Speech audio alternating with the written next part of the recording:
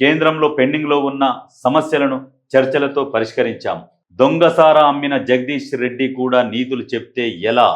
నిజంగా జగదీష్ రెడ్డి గారు మాట్లాడేటప్పుడు కూడా ప్రెస్ మీట్లలో చూడండి, ఇట్లా మాట్లాడుతుంటాడు.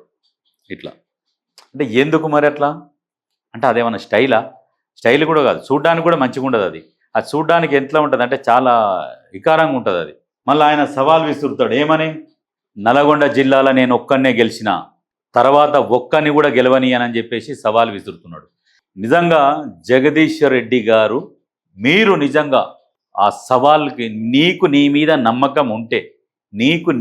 నమ్మకం ఉంటే రాజీనామా చెయ్యి.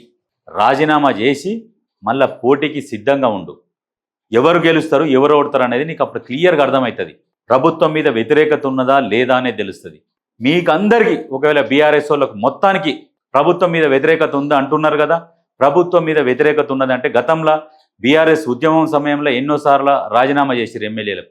మీరు ఇప్పుడు రాజీనామా చేసి పోటీ చేయరు. మళ్ళీ నిజంగా ప్రభుత్వం మీద వ్యతిరేకత ఉన్నట్టే మీరు ఎన్ని సీట్లు అయితే పోటీ చేస్తారో అన్ని సీట్లు మళ్ళీ గెలిచిరనుకో ఖచ్చితంగా ప్రభుత్వం మీద వ్యతిరేకత ఉన్నట్టే.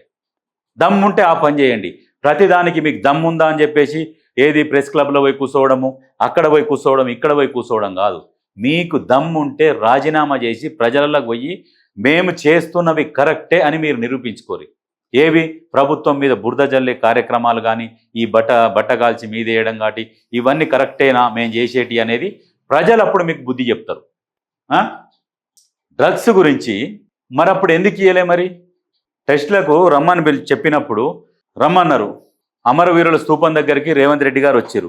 మరి మీరెందుకు అప్పుడు రాలేదు? కేటీఆర్ గారు మరి రావాలి కదా. మరి నువ్వు నికార్స్ అయిన వ్యక్తివి, ఎలాంటిది నీ మీద మచ్చ లేకుండా ఉండాలి అని అనుకున్నప్పుడు రావాలి. మరి కోర్టుకు పోయి స్టే ఎందుకు తెచ్చుకున్నావు?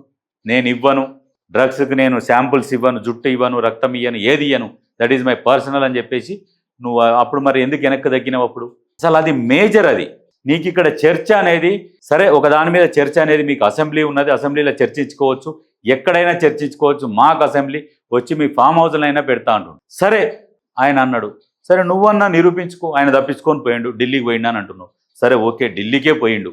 ఇప్పటికైనా నువ్వు డ్రగ్స్ గురించి దాన్ని ఛాలెంజ్ తీసుకొని శాంపుల్స్ ఇవ్వచ్చు కదా. మరి బ్లడ్ శాంపుల్స్ కానీ, ఒక జుట్టు కానీ, ఓ గోరు కానీ ఏదైనా ఇవ్వచ్చు కదా. నేను డ్రగ్స్ తీసుకోలేదు, నేను నికార్స్ అయిన మనిషిని అని నీ చిత్తశుద్ధిని జంకిస్తారు కాబట్టి నువ్వు నిరూపించుకోవాలి కదా. మరి ఎందుకు నిరూపించుకోలేకపోతున్నావు? అక్కడ మతలబ్ ఏమున్నది? మరి ప్రజలకు అది కూడా తెలవాలి కదా, అది కూడా తెలవాలి. ఇవన్నీ దాపెడతావు. ఏదైతే బయట పడుతుందో అన్నప్పుడు కోర్టుకు పోవాలి, స్టే తెచ్చుకోవాలి, కోర్టుకు పోవాలి, స్టే తెచ్చుకోవాలి. మీకు ఒక లీగల్ సెల్ పెట్టుకున్నారు, దానికి ఒక టీం ఉన్నది. నువ్వంటే పోయి దీనికి స్టే తీసుకురండి.